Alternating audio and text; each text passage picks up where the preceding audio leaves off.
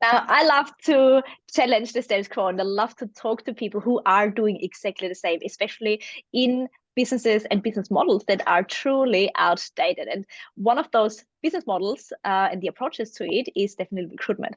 When I got into recruitment 8 years ago, I thought back then it was outdated. But now, fast forwarding to 2023, I think it definitely is ripe for an overhaul. And we are joined by somebody who is certainly doing exactly that. Meqa Smith is joining us to talk all things how we can improve our talent attraction and more so our retention, how we address the war for talent, and also how business leaders can actually future-proof their teams and their careers and their businesses by connecting personal brand with employer brand, by connecting the employee experience with the customer experience, and a whole lot more. Now, Meqa, thank you so much for being here to start us off. That is my absolute pleasure. I'm really excited about this conversation. I'm going to try and pack in as much as I can to help everybody out there to just shift their perspective a little bit so they can see things differently, which is going to help them do things differently and get different results. Oh, I love this word, different, a lot. Now, from your background in my framework, the Trust Authority, it's all about how can you connect to worlds that is relevant to your background and to you, but also to your decision maker. And this is exactly what you have done already. You are connecting two worlds. Can you give us a little bit background as to what are you doing now and how did you get to where you're now? Absolutely. So I started my career in human resources in corporate, and I worked in that space for almost 10 years. I kind of had the sense that something wasn't quite right. Because I kept trying, best practices or trying what I was supposed to do, but it never really seemed to give me the results that I was really after. I knew there was something missing. I didn't know what it was. I had almost my final role in human resources was as the director of people for Saatchi & Saatchi, which is the first time that I actually worked in a proper advertising agency. Everything else was corporate before that. And I had this really big light bulb moment where I was like, oh, I've got this BCom in marketing and HR, but I'd never connected the two before. And, this is back in 2008, it was well before everything that we know now. But I was like, oh, marketing and human resources are the same. You're just communicating with the intent to influence, but with two different audiences. So at the time, I was really big into personal branding and I was like, oh, this is the future and all the rest of it. And, as things happen, the universe threw me a bunch of curveballs. And in 2009, I reluctantly left human resources after hitting my head up against the brick wall that is the traditional recruitment process and went into the marketing side of things. Started at the beginning, worked my way up, learning all sorts of things.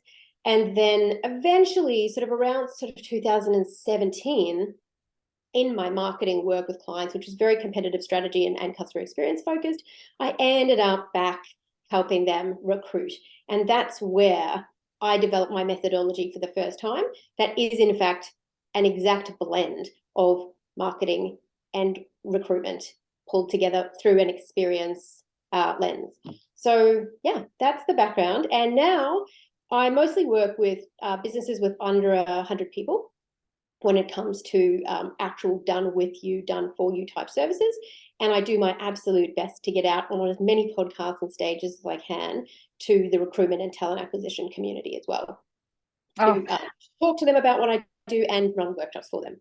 I love it. I love it for a couple of reasons. A, you connect your background and make sense out of your learnings and created an economy of one, which is what a Trust Authority is all about. But you are also providing value to address challenges that are happening right now.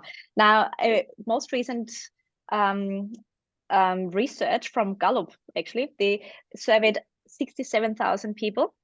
Yep. And the engagement was down to 32%. From 36% in 2020. Like, this is crazy. It has gone down even more so. So you are addressing a very recent challenge, and the war for talent and the great resignation and the lying flat and whatever they are calling it, it's not going anywhere. So I love this approach. It's just getting worse, honestly. It's just getting worse. And the question is, why? Why does it get worse? Oh, this is a long answer. I wish we had a bit longer. In summary, the too long don't read summary is human beings are hardwired the same way that they were hardwired 10,000 years ago. But our environment has changed so dramatically from the environment that we're hardwired for that it's unrecognizable. And so what we're actually experiencing is a short circuit. We are not designed to live the way that we live now, but we have to because of the necessity to survive. So because most people don't understand how human beings are hardwired, particularly within the workplace and the world of employment, there are so many things that are done a certain way that came from, let's say, scientific management, and when we were still doing all of the factories and those sorts of things, that we still have. They're all legacy approaches. But the world has changed so much that in order to get what we now need out of people, we have to step back, zoom out, stop being so tactical, and learn, okay, everything's changing all the time, but the one thing that hasn't changed and is never going to change is how human beings are hardwired. So if we can understand that, then we can do everything that we do from a place of, oh, okay, this doesn't work because of this, so we have to do it this way. Instead of just arguing about tactics and arguing about technology or whatever, it's like we have to zoom out. That's my belief. Absolutely. And can you explain your approach to recruitment that is different to the traditional model? So for those who don't know how recruitment usually works, you get a brief, you find a talent, and you charge a percentage of their salary, which is usually the base salary and superannuation in Australia. What is it that you do differently? Yes. So as you said, the traditional approach to recruitment is very much what I talk about in terms of it's very transactional. So we're looking at not necessarily just the actual process of outsourced recruitment, but the whole process of filling a role. So it's like, okay, we have this job title, this salary, these tasks. We think we need this level of experience, these qualifications. That's the brief, right? Then we'll either advertise it ourselves on Seek or we'll talk to a recruiter about filling it. So it's a very technical brief. It doesn't generally cover anything deeper about the individual, that in terms of their characteristics, their goals, their traits, their needs. And it also doesn't cover off anything that you could think of as intangible in terms of what's the mission and the vision of the organization, who will this person be working for, and what does that person value, where are they going, what can we offer this person that any other business cannot offer them. None of those things are covered off. It's all just very transactional.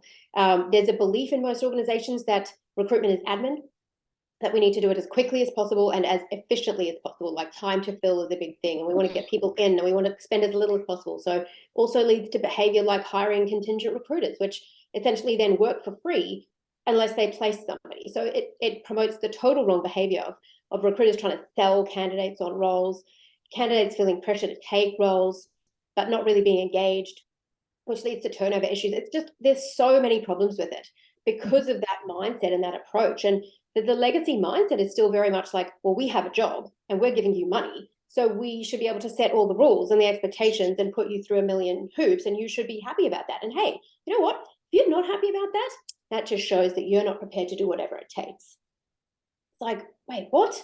No, there's a massive talent shortage for a start, but I'm not saying you can't fill roles that way. You can, but the problem is that's all you're doing. You're filling a role with a person who, for whatever reason, needs what you're offering at that time. They may not have the intention to stay. They're almost definitely not going to be engaged and productive. So it's kind of a lose-lose. And there's this real veneer of insincerity around it. It's like first dates on steroids, because people's livelihoods are at stake and nobody wants to look unprofessional or like they don't know what they're doing. So it's a very strange world of cloak and daggers. So the way that we do it is pretty much flipping it on its head. So instead of starting out looking for skills, education, experience, talent, all of that stuff, and then maybe once you've hired somebody and somewhere in the onboarding process, you sort of hand them like a document that talks about where things are at, or you have an orientation process and you've possibly covered off your corporate values at some stage, and maybe you even spent 50 grand or 150 grand on an employment branding thing, which is like a bright, shiny sales document. But at no point is there any sort of relationship between actual reality and what you're telling people. So you don't really focus too much on stuff like vision alignment. So the way we approach it is top down. We flip the script completely. We talk about breaking the script. So what we actually do is we work, first of all, with our clients to address, well, there's 5 pillars. And the very first one is perspective.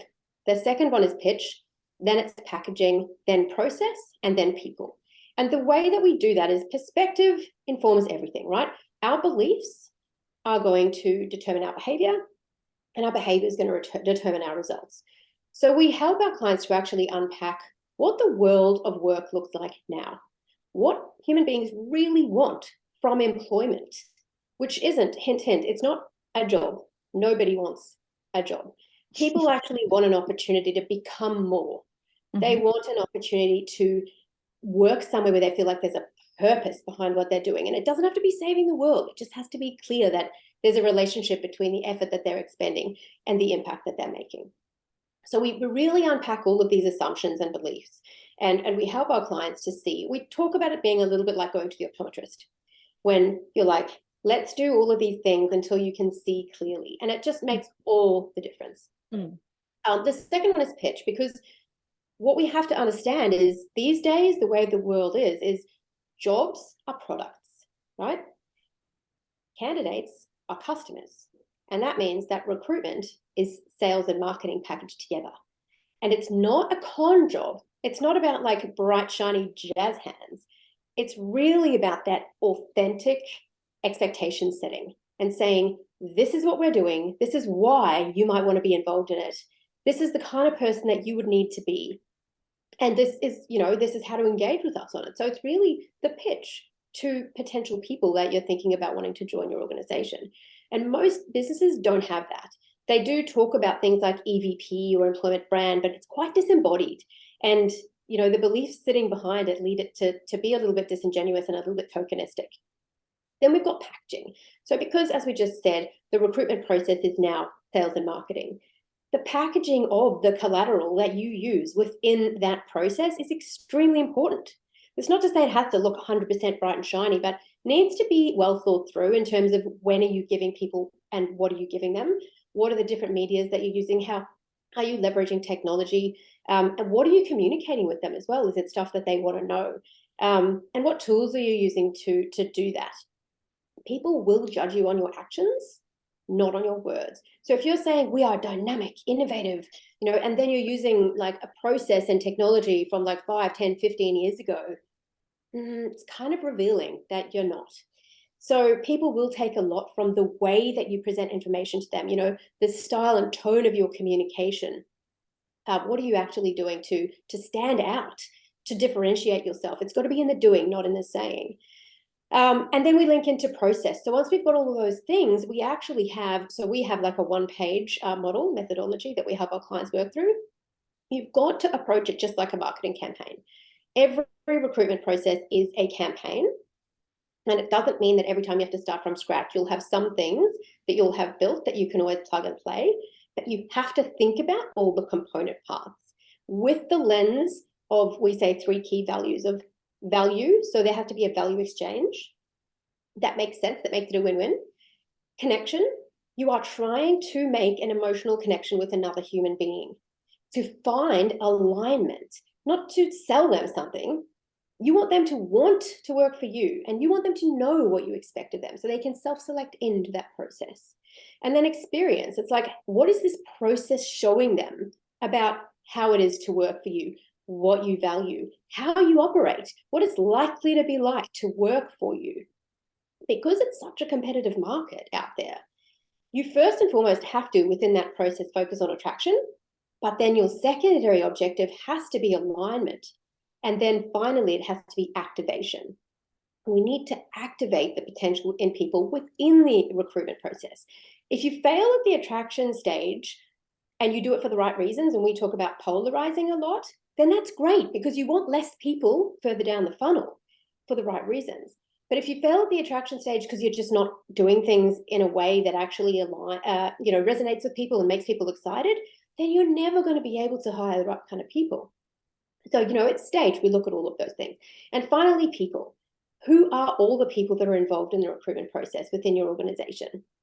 However senior, however junior, are they team members? Are they hiring managers? Are they TA people? Who are your recruitment partners? Everybody that's involved has to be on the same page.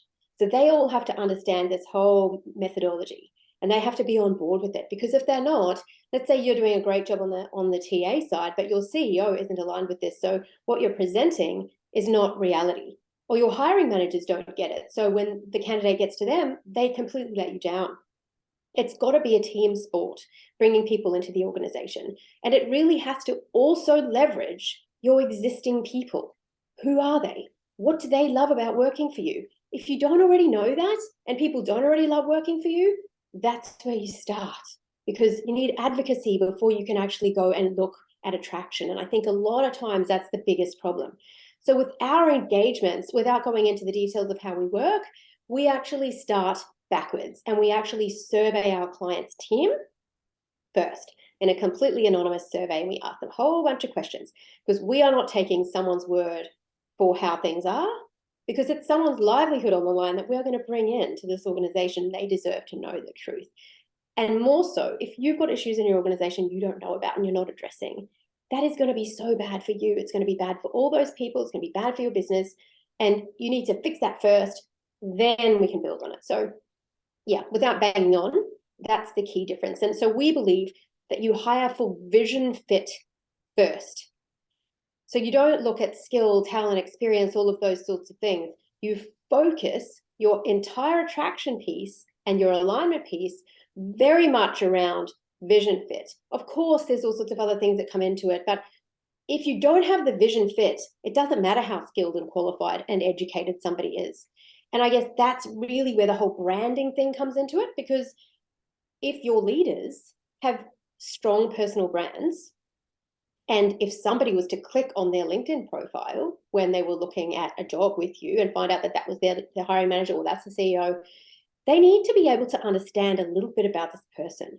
What is the flavor of the way that this person thinks about things? What is their perspective?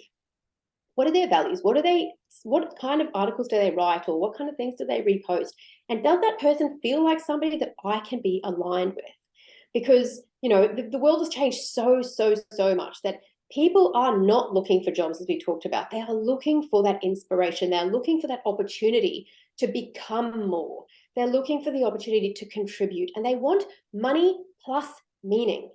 And so if you aren't offering that, you're already on the back foot. It doesn't matter what technology you have. It doesn't really matter how much money you offer.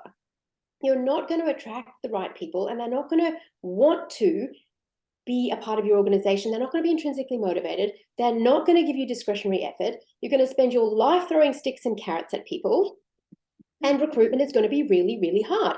So if you're enabling people within your organization to understand the power of personal branding, you're helping them with their self-awareness, which is going to help them do a better job of communicating with people internally and externally. You're helping them to promote the organization as well, because people are seeing more and more content from your organization. You're helping with recruitment and talent attraction efforts, because not only do people want to be connected to people and work for inspiring people, but people also want to be able to build their own brand these days as well. So if you're shown to be supportive of that, that's a huge draw card. And when I said before, it doesn't matter if you're offering top dollar, you're not going to get the right people. I didn't mean it's not going to get you people. Oh, hell yeah. If you're going to go to market with a massive offer, you are going to hire, absolutely. But how engaged are those people going to be? How long are they going to stay? How productive are they going to be? Is it going to be a good move for you? Because those answers are usually not so much. So if you really want somebody to be engaged and bought in, you have got to flip the script. You've got to start hiring for vision fit first and worry about skills and education and experience and talent later. The half-life of those things these days is very, very short, because everything's changing all the time, as we know. But you cannot teach someone vision fit. They either get it and they either want to be a part of it, or it doesn't work for them. And that's totally okay. But employment is a relationship. It's not a transaction. So we really need to get that perspective shift happening. Oh, you know what? Your explanation is literally music to my ears, because that's the power of connecting two worlds, coming from one world and connecting it to another world that hasn't necessarily been exposed to that kind of knowledge, opens another economy, and with that, a different result. And in the end, if we want to have different results, and in this case, we don't want them, we need them. We need to do things differently. And you also brought up a whole heap of other questions that I want to dig into, because funny enough, literally the last couple of days, I sent out to my LinkedIn connections who are usually in the C-suite or any kind of hiring managers. They are in senior roles already. And I sent out a question because I got into LinkedIn Lives, funny enough, a few weeks ago. And I said, what is it that you're most interested in? interested in, and I talked about personal branding, executive branding, and attracting talents on that matter, and thought leadership. And you know what? How many people have come back and said, "I've never even thought about those topics, and it's not relevant to me." And I was like, "Did I just read that? Excuse me, we're in 2023." And I'm like, wow, I have not considered that people still not think it's relevant. So what is your take on the personal branding side and employer branding or company branding? Like, where to focus on first? Do they go hand in hand? And yeah, or everything in between. Yes. Okay. So totally, that is an astonishing stat, but I will say it kind of doesn't surprise me. So I'll just start with a little bit of context. I feel like one of the biggest barriers to change in the industry is actually in the C-suite.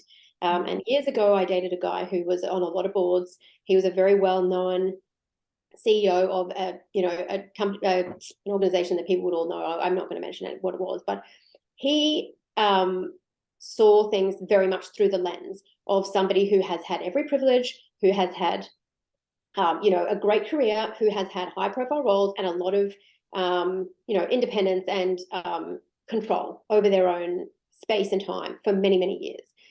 Couldn't see things from, I guess, our perspective. And I think what we have at the moment is in the C-suite, a belief system and a focus that is very much around corporate governance. It's very much around the legal and financial side of the business. Sometimes a little bit of operational stuff, but these guys tend to come from legal and financial, like CFO, legal backgrounds, that kind of stuff, like the commercial manager or director, and then they'll move into those sort of C-suite roles. They see recruitment as administration. They see employees as human resources. It's just the way that they view the world. Now, that's unfortunately untrue. So just believing it doesn't make it true. Like my 8-year-old used to believe in Santa Claus, but now he's 11. He knows it's not true. And it wasn't then either. So we have to actually help, from a place of empathy. Like these guys are very busy and they are very focused. They're very time poor. We have to help them to understand the way that things have shifted. And when we can help them to see that recruitment is in fact a strategic business activity, and that that developing your talent acquisition capability is an asset to the business, it's not admin, then I think we've got a better chance of shifting the way that things are done. There'll be a higher tolerance for different metrics to be used for success and different approaches to be used in organizations. So that is a very important piece of the puzzle. The personal brand thing and the corporate brand thing, I believe, are completely aligned. When you look at, the bigger end of town, like let's look at Elon Musk and Tesla and Twitter and that kind of thing, you can see that play out very, very clearly up there. So I don't think that you can try and pretend they're not aligned. When you start to look at industries who have done this quite well, would generally be the startup space, generally be in the States. There's a couple of organizations where they've done a really good job of empowering their CMO or their CEO, or the founder has just taken it upon themselves to build that personal brand by doing a lot of publishing and a lot of content creation. And that absolutely, undoubtedly, is a massive talent magnet, purely because of what we were talking about before. People connect to people. We are human beings. We're hardwired for connection. And so naturally then, if you are putting out content and you are sharing posts and you are talking about things that resonate for certain people, they are going to go, oh yeah, this is the company I really want to be a part of. I either want to work for them at some stage, or I'm at least interested in following this CEO and seeing what he has to say because I'm learning something. And that way, you're building this, I guess, community of people in and around you that if you were to ever post a job, they would be all over it if they haven't already proactively looked for an opportunity to put themselves forward. Whereas if you have CEOs who are completely behind the scenes and they're sort of unknown quantities, the perception from people is that they don't know, they can't see, they don't know what they're in for. So it becomes very much a game of like, okay, this is an organization, it's a corporation. I am probably going to be a number. I don't know who believes what. I'm probably going to have to be quite careful about what I say and how I say it. I'm probably not going to be able to be fully self-expressed.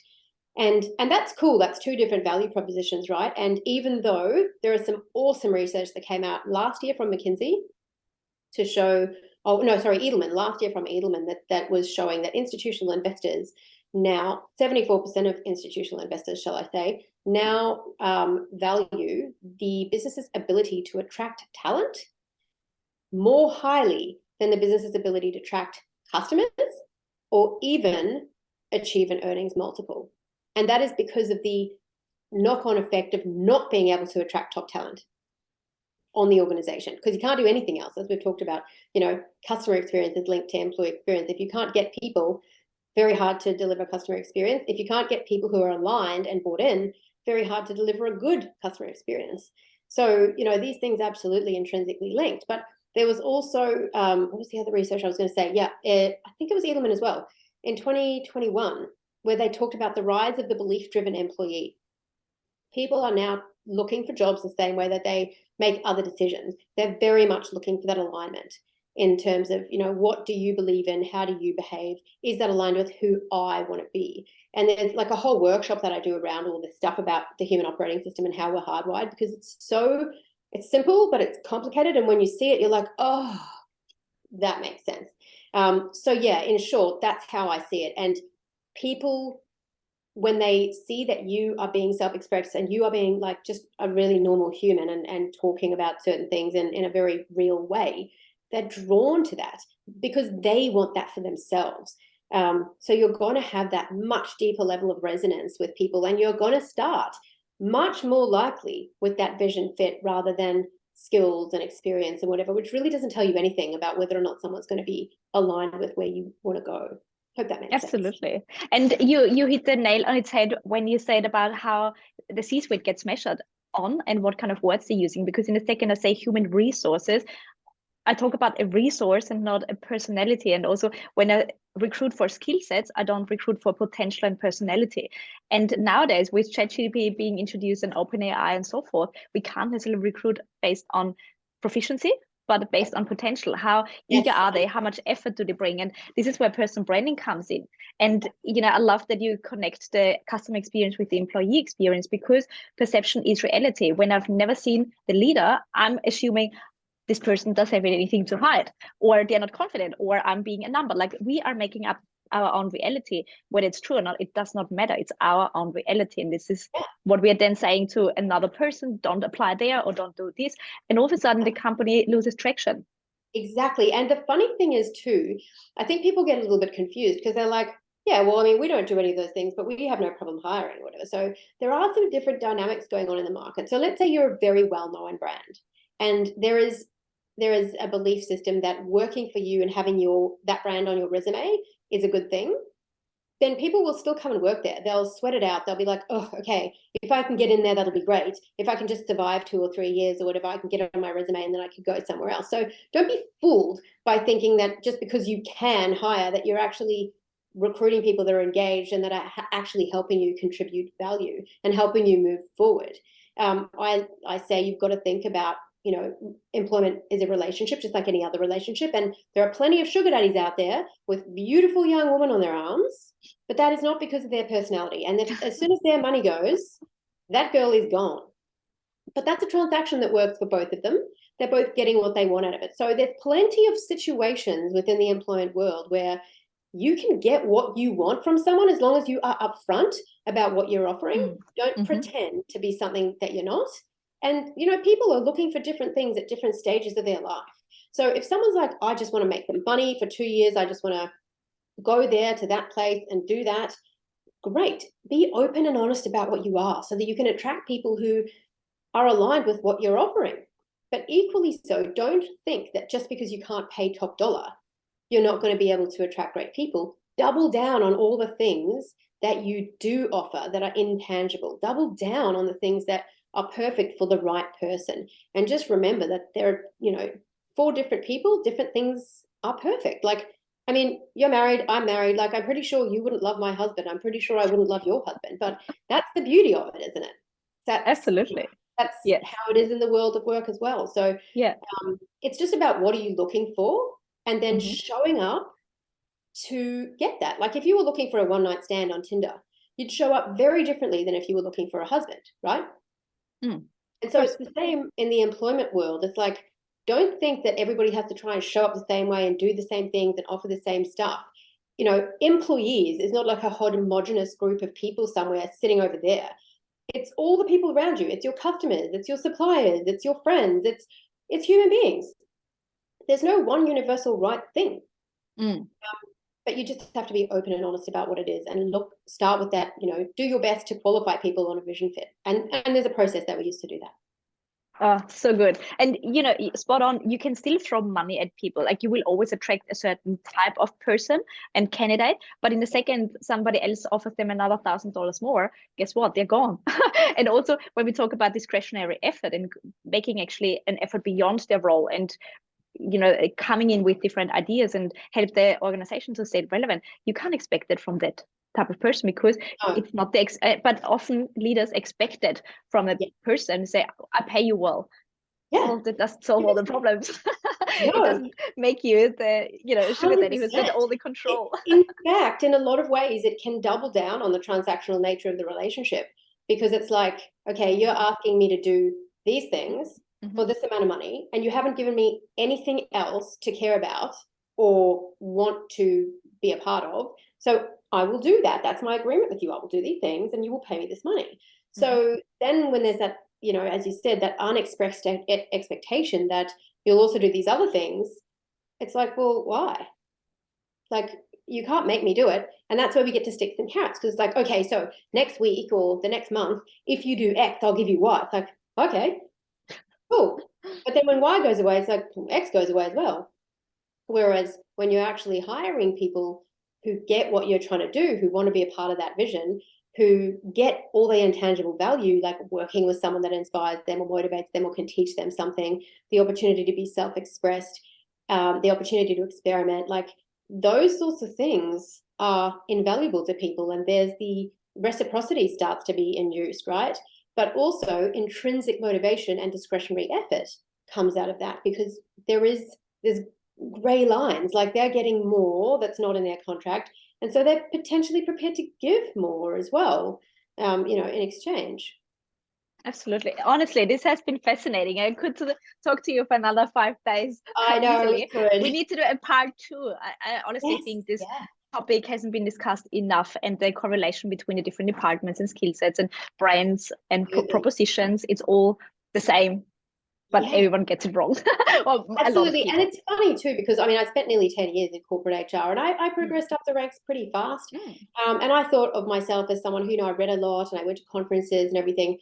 But the way that things were presented to me at the time left them kind of disembodied. And, you know, we were sat around the table talking about EVP, and it was, you know, like we were scratching our head trying to go, what basically can we pull out of a hat and try and write here that sounds attractive, even though we know we really don't have anything.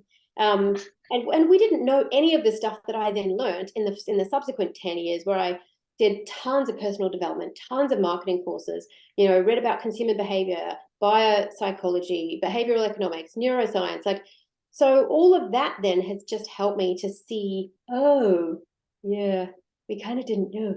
So I now give a talk quite often called Break the Script, how to harness the power of marketing thinking to win the war for talent, engage employees, and boost the bottom line. And that one goes down quite well with the TA and HR community. I bet. Oh, honestly, where can we find you, connect with you, learn more about what you are up to?